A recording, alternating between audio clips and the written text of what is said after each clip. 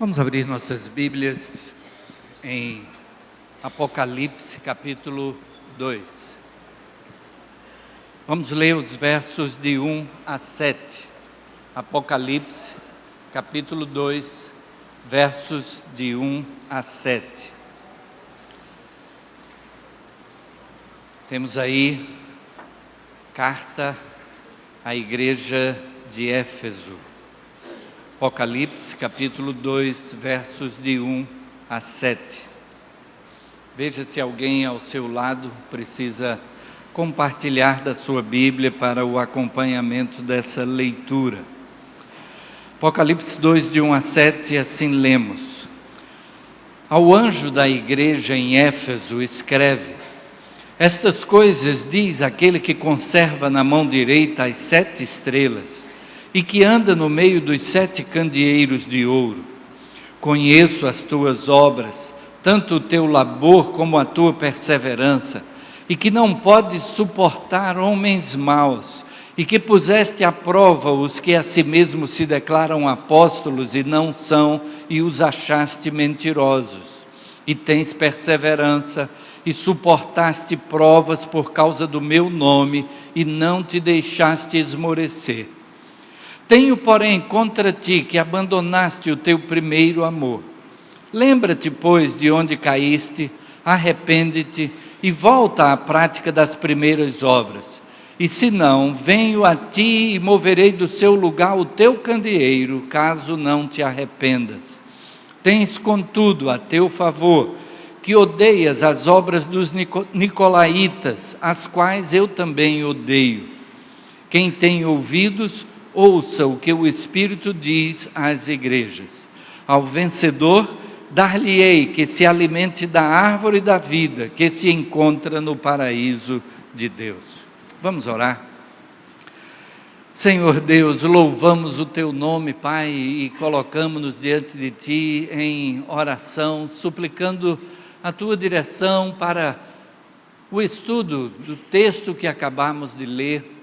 Que o Teu Espírito esteja falando aos nossos corações nessa hora, que possamos estar dispostos a aplicar no nosso viver aquilo que a Tua Palavra nos traz como lições, e que tudo seja feito para a glorificação do Teu nome, para que estejamos engrandecendo o Teu nome com o nosso viver. Fala ao nosso coração, é o que suplicamos agradecidos, em nome de Jesus. Amém. Amém. Neste início de ano, estamos iniciando também uma série de mensagens que abordam a missão da igreja. O que é que nós temos como missão? Por que é que existimos? Por que é que nos reunimos aqui cada domingo, quarta-feira? Por que nos reunimos em pequenos grupos ao longo da semana? Por que colocamos a nossa vida à disposição do Senhor? Com que propósito? Qual é a nossa missão? É claro que podemos resumir isso talvez no que nós chamamos de a grande comissão. Quando o Senhor Jesus disse: Ide, fazei discípulos de todas as nações, batizando-os em nome do Pai, do Filho, do Espírito Santo, ensinando-os a observar todas as coisas que eu vos tenho mandado, e eis que estou convosco todos os dias até a consumação dos séculos. A ordem do Senhor Jesus foi fazermos discípulos de todas as nações, e nesse texto ele então apresenta o como fazê-lo, ensinando a observar todas as coisas que ele mandou. Mas temos naquilo que a palavra de Deus registra no Novo Testamento e que foi encaminhado às igrejas cristãs do primeiro século, nós temos a orientação do que é que no dia a dia isso significa, de que maneira isso afeta as nossas vidas, de que maneira estaremos então arregaçando as mangas para concretizar aquilo que é o propósito de Deus para nós. Nesse texto de Apocalipse, nós temos as cartas às 7 igrejas da Ásia. O livro de Apocalipse foi uma revelação de Deus a João. João estava preso na ilha de Patmos e de repente ele tem essa visão extraordinária. E acho interessante que no princípio do capítulo 1, nós temos aí o registro de João, de que quando ele viu tudo isso, a primeira coisa que ele fez foi: isso que eu estou recebendo vem realmente de Deus? É algo que é de Deus para que seja divulgado, proclamado dessa forma? E o texto bíblico diz que ele foi atestar a visão que ele teve com as Escrituras, com o ensino de Jesus Cristo, e confirmado que estava de acordo com aquilo que ele já havia recebido de Jesus, com o que as Escrituras do Antigo Testamento traziam. Ele então escreve como essa revelação das coisas que estariam por vir. Nos capítulos 2 e 3 desse livro, ele recebe a orientação de escrever às 7 igrejas da Ásia. O apóstolo Paulo havia pregado o evangelho na Ásia com base na cidade de Éfeso durante aproximadamente 3 anos. Isso aproximadamente aí no ano 55 da era cristã. Depois ele vem a escrever uma carta àquela igreja. Nós conhecemos a carta à igreja de Éfeso. Essa carta é escrita mais ou menos no ano 62 ou 63. E agora, quando João recebe a ordem de escrever essas 7 cartas, ele está mais ou menos aí no ano 95. Um longo tempo havia se passado já. E como estaria a situação daquela igreja depois da saída do apóstolo Paulo? A carta à igreja de Éfeso é uma carta doutrinária, é uma carta onde o apóstolo traz um resumo de todo o ensino, daquilo que é a teologia da nossa fé, e então ele parte para a parte prática do aplicar essa teologia na vida. Então a carta à igreja é uma carta de orientação, que não traz recriminações como ele faz em outras cartas, a outras igrejas. Só que agora a gente vai ter uma situação bastante tempo depois. O apóstolo João, dizem os estudiosos que ele veio a pastorear essas igrejas, então ele tem um conhecimento de perto. Depois da partida do apóstolo Paulo, e Paulo morreu mais ou menos no ano 68, e nesse intervalo aí, João esteve à frente dessas igrejas. Agora ele está distante, preso na ilha de Patmos, mas o seu pensamento continua ligado àquelas igrejas à frente das quais ele esteve. E então ele agora escreve, pontuando alguns aspectos a respeito de cada igreja, de acordo com o que ele ouviu do próprio Senhor Jesus naquela visão. Nessa visão, então, as igrejas são representadas pela figura de um candelabro. Se nós formos para o capítulo 1, nós vemos que alguém fala para João escrever, e ele se volta para ver quem é que está falando, e ele vê como o Filho do Homem. Ele identifica como sendo o Senhor Jesus, que está então falando com ele, e que ele está caminhando no meio de 7 castiçais, 7 candeeiros de ouro. E para o judeu é fácil visualizar, porque havia aquele candelabro que estava dentro do templo, e que as lâmpadas ficavam então acesas, os sacerdotes se revezavam naquele cuidado. E agora ele menciona que há 7 candelabros. E no meio daqueles candelabros, então, o Senhor está caminhando, e Ele tem na mão 7 estrelas. E no versículo 20 do capítulo 1, nós lemos: quanto ao mistério das 7 estrelas que viste na minha mão direita, e aos 7 candeeiros de ouro. As 7 estrelas são os anjos das 7 igrejas, e os 7 candeeiros são as 7 igrejas. Quando se refere aqui aos anjos das 7 igrejas, está se referindo aos pastores daquelas igrejas. São 5 títulos que são usados na Bíblia, nós encontramos na Bíblia que se aplicam aos pastores, que são presbíteros, anciãos, que quer dizer presbítero também. Presbítero significa ancião. A palavra presbítero é a transliteração do original no grego presbúteros, e ancião seria a tradução. Então, presbítero, ancião, bispo, pastor, e aqui em Apocalipse, anjo. E isso porque Jesus não estaria mandando ele escrever a um anjo do céu, porque seria difícil João fazer essa entrega, não é? Como enviar esta carta. Ele está se referindo àqueles que estão na liderança da igreja, que estão então orientando essas igrejas. Agora, então, quem está falando é Jesus Cristo, aquele que anda no meio dos castiçais, aquele que tem na mão as estrelas.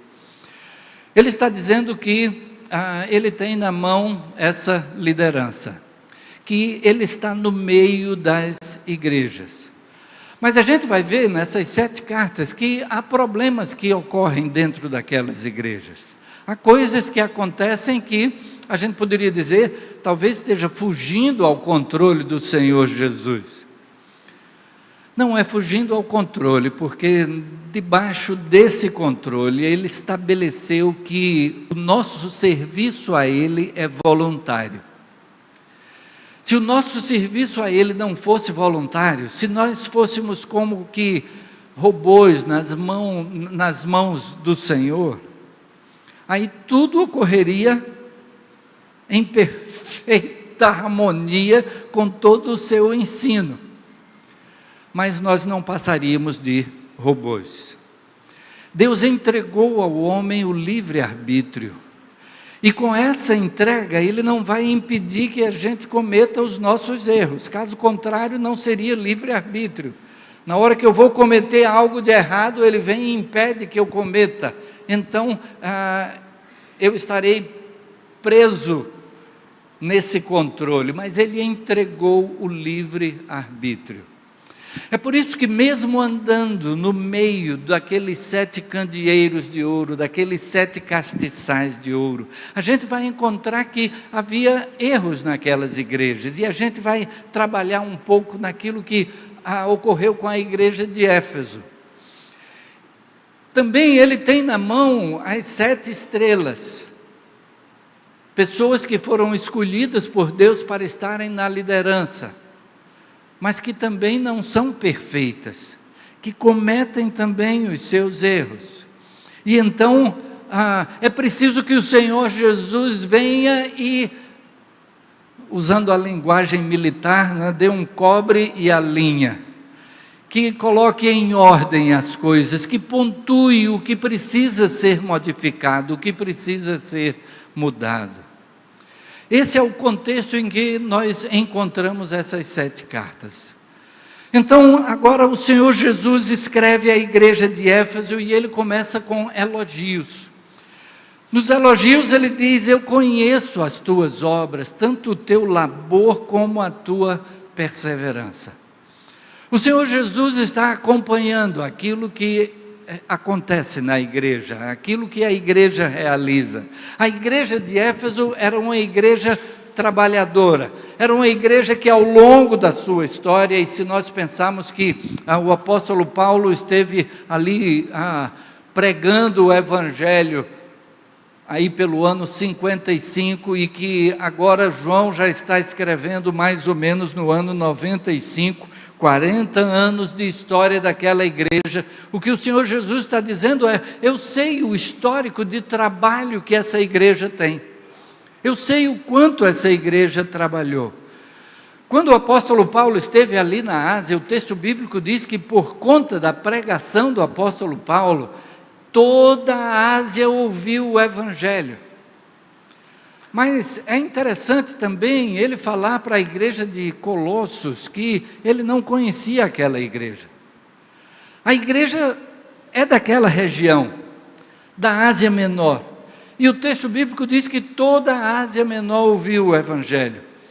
Isso aponta na direção de que o apóstolo Paulo desenvolveu naquela igreja o desejo de compartilhar o evangelho, e as pessoas da igreja levavam o evangelho para toda aquela região.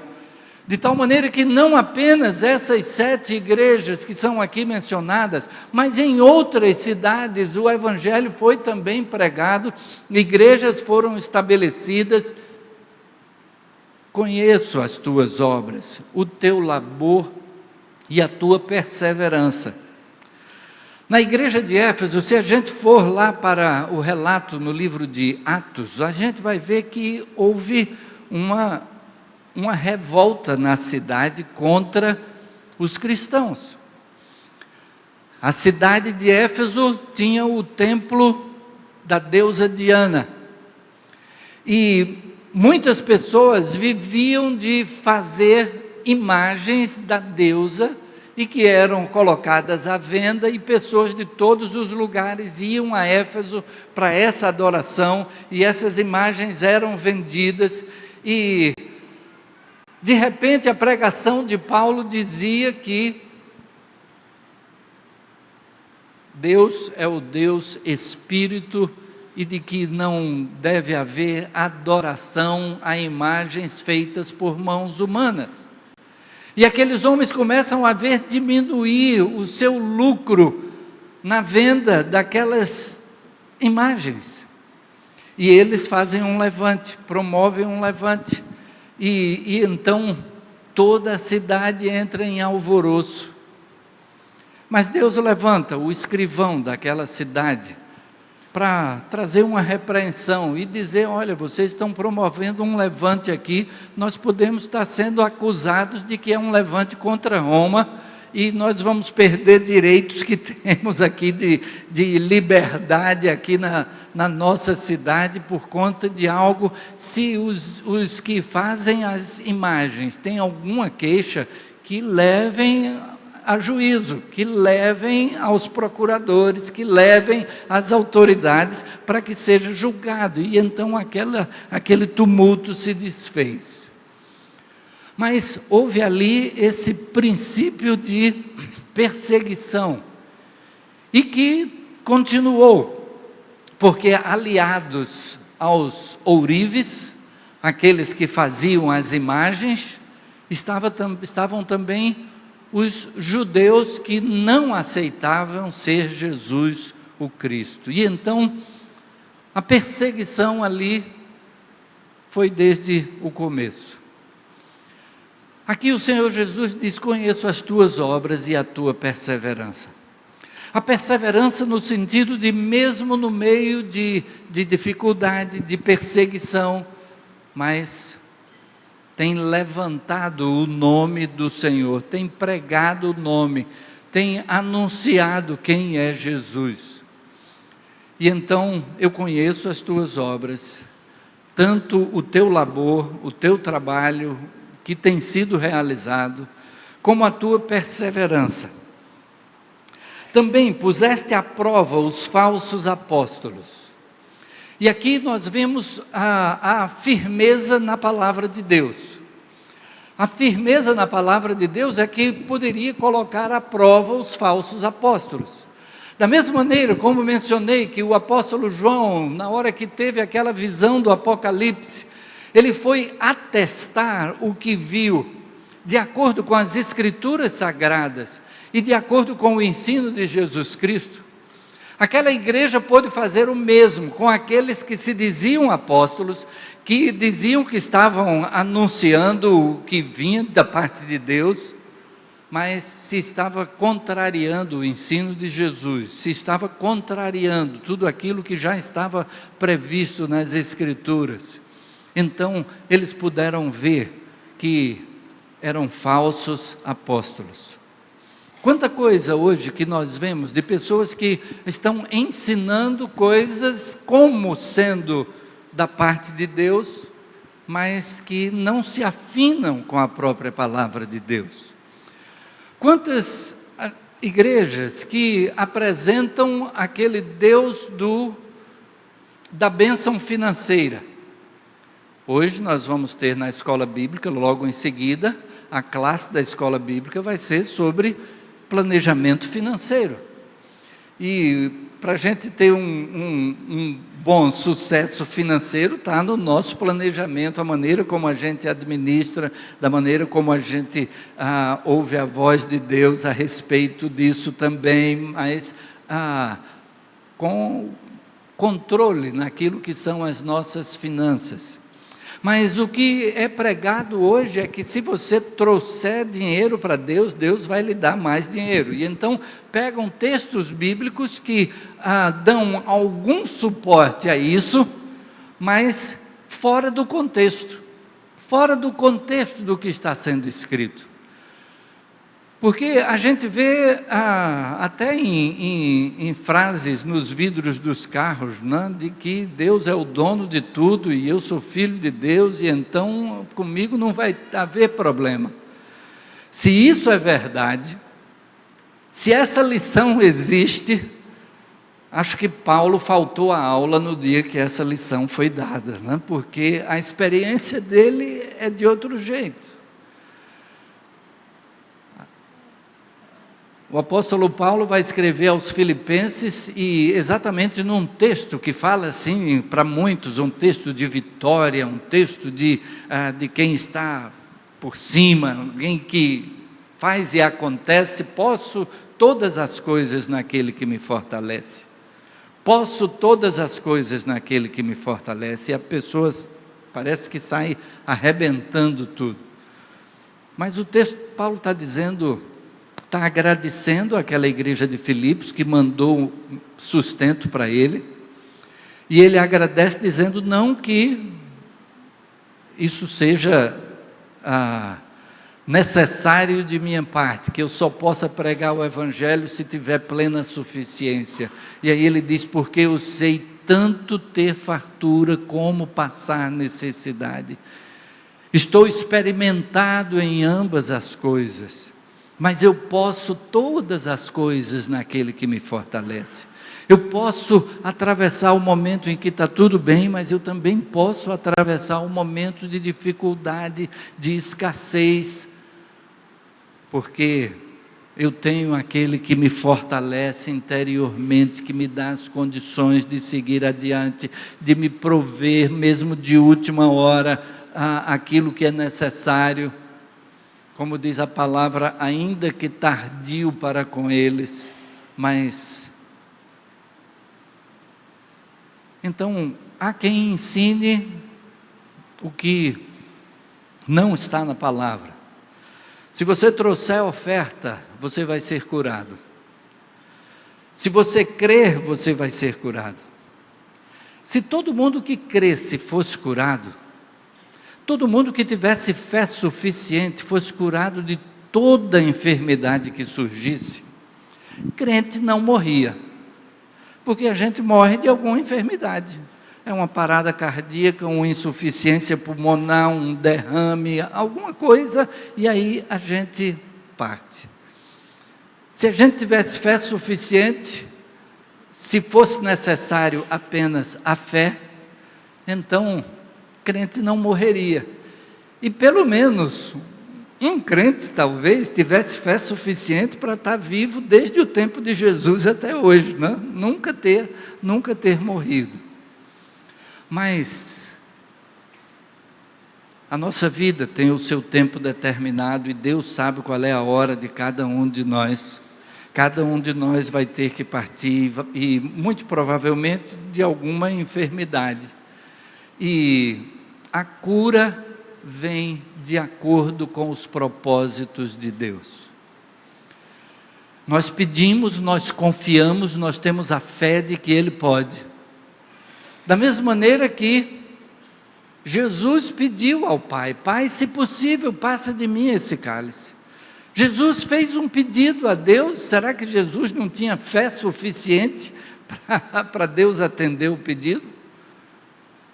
Mas esse não era o propósito de Deus. O propósito que Deus tinha para Jesus é que Ele pudesse assumir na cruz a condenação que era nossa. E então Jesus foi acusado injustamente, foi esmurrado, bateram nele com vara, bateram nele com chicote, e ele foi finalmente crucificado. Por tudo isso ele passou. Deus permitiu que assim fosse. E o resultado disso, aí nós temos no capítulo 2 de Filipenses também. Deus o exaltou soberanamente, lhe deu o nome que é sobre todo nome, para que ao nome de Jesus se dobre todo joelho no céu, na terra, debaixo da terra, e toda língua confesse que Jesus Cristo é Senhor, para a glória de Deus Pai. E então, a firmeza na palavra foi que fez com que a igreja de Éfeso identificasse aqueles que estavam pregando alguma coisa que não se condizia a essa palavra, não se afinava com o ensino da palavra de Deus. E aí a gente se pergunta: como é que está o nosso estudo da palavra? De que maneira temos priorizado essa palavra? Para a igreja de Éfeso isso foi fundamental, foi importante para poder identificar que caminho seguir. Tem gente dizendo que é para caminhar desse jeito, tem gente dizendo que é para caminhar desse outro jeito. Como será o parâmetro de análise? E esse parâmetro precisa ser a palavra de Deus. Eu queria que a gente visse agora um breve vídeo que fala sobre a palavra de Deus, sobre a nossa dedicação. O que é que tem sido a nossa prática de leitura, de estudo da palavra? Se estiver pronto, peço que passem aí o vídeo.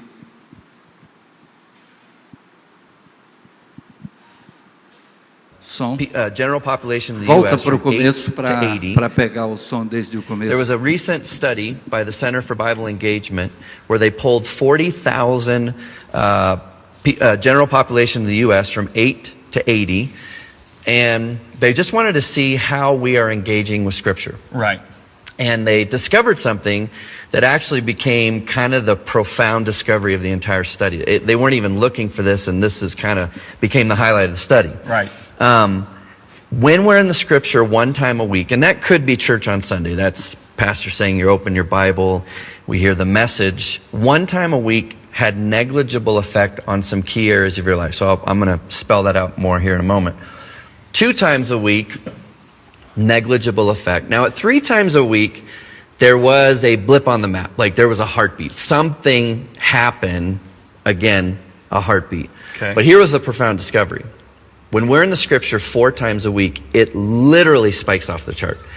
You would expect that it'd be 1, 2, there'd be a gradual incline on the effect and impact that would have in your life, but it was literally 1, 2, 3, 4, something radically happens. Okay, you got my curiosity. To this extent. What kind of behavior is being affected? Feeling lonely drops 30%. Wow. With 4 times a week in the 4 Bible. times a week in the Bible. Okay. Anger issues drop 32%. Bitterness in relationships, marriage, a relationship with your kids, and so on, drops 40%. Alcoholism drops 57%.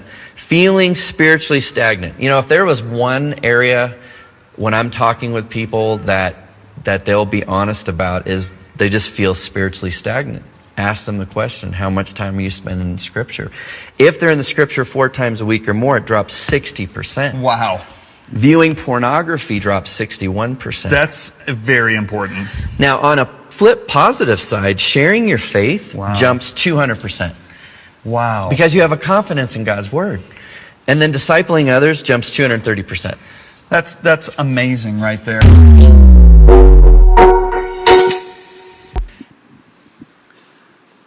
A Bíblia importa. a diferença que ele disse que fez entre 3 e 4 vezes na semana. Até 3 vezes na semana quer dizer que menos da metade dos dias da semana você está estudando a Bíblia. 4 vezes na semana já diz que pelo menos mais da metade. Isso aponta na direção de que prioridade a Bíblia está tendo na nossa agenda. E então, os resultados dessa prática. O que é que acontece na nossa vida como resultado dessa dependência? A igreja de Éfeso parece que tinha profundidade no estudo da Bíblia ao ponto de analisar os falsos apóstolos à luz da palavra de Deus. De que forma temos investido no crescimento, no conhecimento dessa palavra? Mas ele continua dizendo também que odeias as obras dos nicolaítas. A gente não sabe muito a respeito dos nicolaítas. Os nicolaítas são citados apenas 2 vezes na Bíblia. Uma é esse versículo e a outra é no versículo, entre os versículos 14 e 16 desse mesmo capítulo, Paulo escrevendo à igreja de Pérgamo. E vamos encontrar alguma luz naquele texto a respeito do que é que os nicolaítas pregavam. E o que a gente deduz é que eles incentivavam a idolatria e a prostituição. São assemelhados a Balaão, profeta lá do Antigo Testamento, alguém que se levantou e que terminou induzindo o povo ao erro com a idolatria e a prostituição. Parece que a igreja de Éfeso estava recebendo pessoas que começavam a colocar aquele tipo de pensamento que diz: isso é normal, isso é comum, hoje em dia isso acontece normalmente. Mas o que importa não é o que é normal ou o que é comum, o que importa é o que é que a Bíblia traz de recomendação. Podemos achar que a maneira de viver nossa pode ser de acordo com as regras que o mundo apresenta. Mas se nós cremos em Deus e na sua palavra, precisamos entender que o melhor para nós é aquilo que a palavra nos traz como orientação. Temos mencionado de vez em quando o livro Cristão Ateu,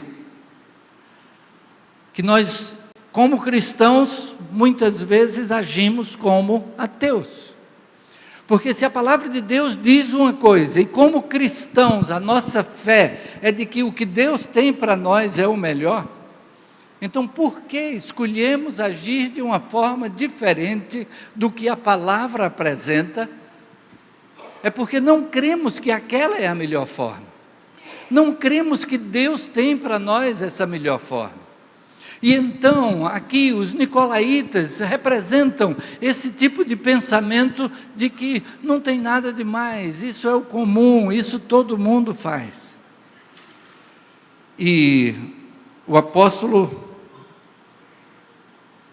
João apresenta aqui como recado de Jesus para aquela igreja, de que eles fazem bem em rejeitar as obras dos nicolaítas. Vocês odeiam as obras dos nicolaítas, como eu também odeio, diz a palavra. A nossa maneira de viver deve estar voltada para o que a palavra de Deus diz. E haverá ganho. E a própria sociedade vai valorizar isso. Acho que todos nós lembramos de um vídeo em que políticos evangélicos se reúnem para agradecer pela propina que estavam recebendo. Isso aí só denigre. Agora, todo mundo faz, é o que todo mundo faz, então não tem nada demais. E alguém que se preserva para o casamento, pode ser muitas vezes objeto de chacota. Poxa, você é muito trouxa. Que idiotice, você está fora do tempo, você é retrógrado ou retrógrada.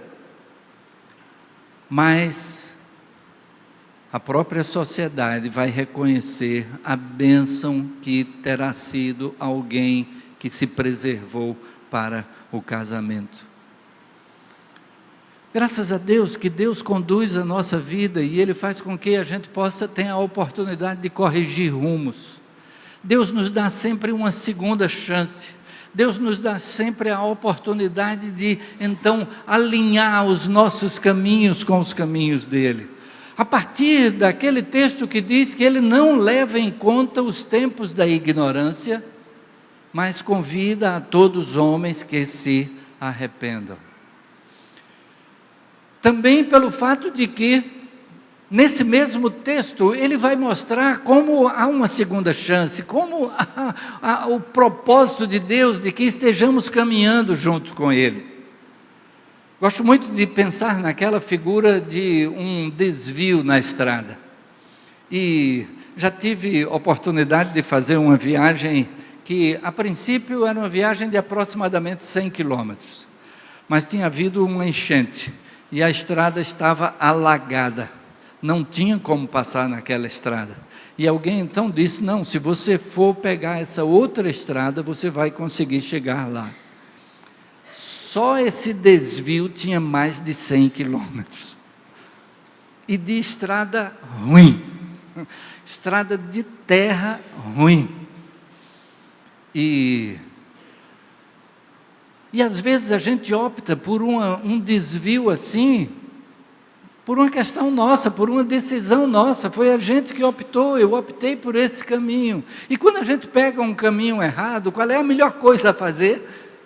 Voltar o mais cedo possível. Quando a gente pega um caminho errado, lembro de andar uns 30 quilômetros errado. De outra vez, lembrei agora que andei 52 quilômetros.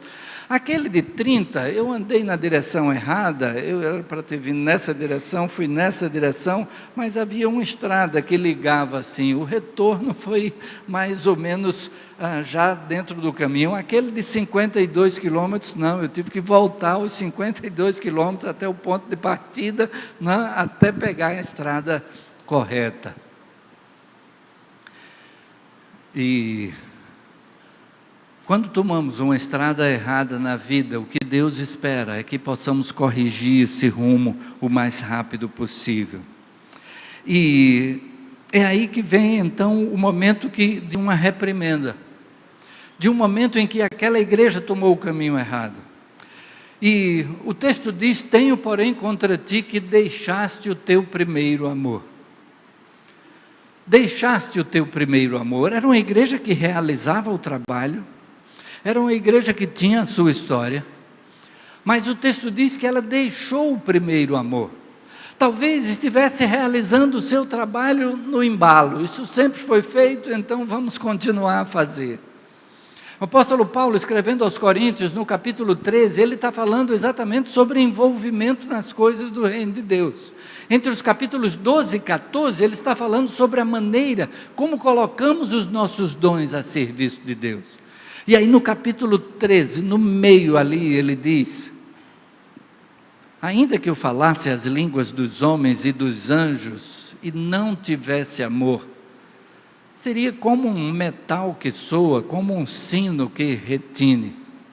Eu apenas estaria fazendo barulho.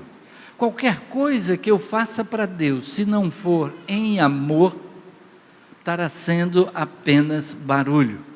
Estará sendo apenas a realização de um trabalho, mas que recebe de Deus uma reprimenda. A igreja de Éfeso foi repreendida pelo Senhor Jesus porque abandonou o primeiro amor. Mas vem aí aquela segunda chance. Porque ele diz: lembra-te de onde caíste e arrepende-te e volta à prática das primeiras obras. E então, a recomendação do Senhor Jesus é daqui para frente. O que Ele traz para nós é o que é que nós vamos fazer daqui para frente. Estamos iniciando um novo ano, não é? É momento da gente pensar daqui para frente. O apóstolo Paulo, escrevendo também aos Filipenses, ele vai dizer: deixando as coisas que para trás ficam e avançando para as que estão diante de mim, prossigo para o alvo, pelo prêmio da soberana vocação de Deus em Cristo Jesus. Volta à prática das primeiras obras. Gostaria até de fazer uma correção de algo que mencionei na terça-feira passada, no culto de final de ano, quando posso ter me expressado de uma forma que tenha dado uma impressão diferente. Depois fiquei meditando e digo: preciso talvez corrigir essa comunicação, porque mencionei sobre a gente ter votos, e votos que sejam em função daquilo que Deus quer. E posso ter passado a ideia de que aquilo que a gente planeja, por exemplo, para a nossa vida pessoal, para o nosso desenvolvimento pessoal, é uma coisa, e aquilo que a gente planeja para o reino de Deus é outra coisa. O reino de Deus é integral. Nós somos crentes 360 graus, não é?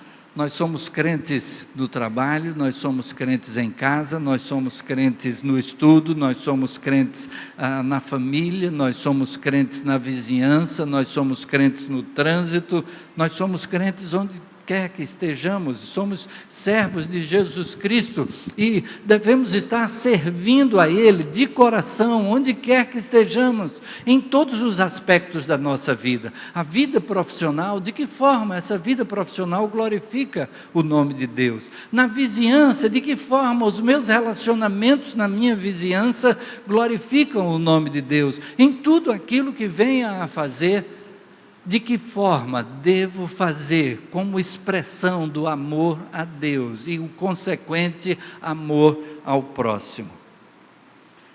Porque a palavra diz: senão moverei do seu lugar o teu candeeiro, caso não te arrependas. É como se Deus estivesse dizendo: olha, sabe aquela ação no jogo de xadrez, quando o jogador pega o rei e deita no tabuleiro? É mais ou menos isso, como se Jesus estivesse dizendo: eu vou deitar o teu candelabro, o teu candeeiro. É como que o resultado do trabalho vai ser nulo. E então, aquela igreja de Éfeso, aquela igreja que era querida do apóstolo Paulo, o apóstolo Paulo investiu o maior tempo de ministério dele, a igreja em que ele passou o maior tempo de que temos conhecimento foi a igreja de Éfeso. Mas agora a igreja de Éfeso, apesar de ser uma igreja que trabalha, ser uma igreja perseverante, ser uma igreja que teve fundamentos na palavra para analisar os falsos apóstolos, ela havia deixado o primeiro amor. Não adianta fazermos nada para Deus que não seja resultado do nosso amor a Ele. E se é resultado do nosso amor a Ele, vai ser dando o melhor de nós, procurando auxiliar na caminhada quem está ao nosso redor. Não simplesmente criticar quem está ao nosso redor, porque a crítica é destrutiva. A crítica construtiva, como se diz, é o ajudar, é o colocar-se ao lado, é o dar o ombro. E para juntos realizarmos o melhor para Deus. Como resultado do nosso amor a Ele, o nosso amor ao próximo. As 7 cartas às igrejas do Apocalipse Éfeso é a primeira. A realidade daquela igreja e das demais, a gente vai poder encontrar em qualquer igreja. Há quem interprete essas 7 cartas como 7 períodos de tempo, onde essa primeira carta representaria justamente aquela igreja do primeiro século, uma igreja atuante, perseverante diante das perseguições, que resistia aos ensinos errados, e dentre esses ensinos o gnosticismo é bastante destacado, inclusive nos escritos do próprio apóstolo João. E então era uma igreja que tinha firmeza na palavra para realizar o seu trabalho. Agora parece que com o passar do tempo, aquele fervor, aquele desejo interior de fazer mais para Deus, de envolver-se mais, de estar comprometido, como falei, 360 graus, parece que vinha esfriando. E aí a gente corre o risco até de comprometer a próxima geração, porque no momento que a gente esfria nesse fervor, a próxima geração vai olhar para a gente e dizer, ele começou fazendo tanto, mas depois achou melhor não fazer, então é porque não vale a pena fazer. Então é porque não vale a pena ter compromisso. Então é porque não vale a pena se doar para aquilo que Deus tem para a nossa vida. E aí, a próxima geração e a seguinte vão sofrer os resultados desse exemplo. O que Deus deseja de nós é que possamos ter esse compromisso 360 graus, e que seja em amor, que seja pelo nosso amor a Ele, em resposta ao seu grande amor por nós demonstrado na cruz. Ele entregou a própria vida, sofrendo da maneira como sofreu e morrendo, para que nós pudéssemos ter vida. E então, a gente lembra daquela expressão, daquele missionário, que alguém disse que ele estaria perdendo a vida se ele fosse seguir no destino que ele estava caminhando para ir para outro lugar, pregar o Evangelho. E a resposta dele foi: se 1000 vidas eu tivesse, 1000 vidas eu daria. Como está a nossa vida 360 graus? Como está o nosso compromisso com a palavra de Deus? Como está essa frequência desse compromisso? E que diferença esse compromisso tem feito na nossa vida? Que possamos receber o conselho dado pelo Senhor à igreja de Éfeso. Lembra-te de onde caíste, arrepende-te, volta à prática das primeiras obras, volta ao teu primeiro amor. Que Deus nos ajude a aplicar na nossa vida aquilo que a sua palavra nos orienta. Amém. Amém.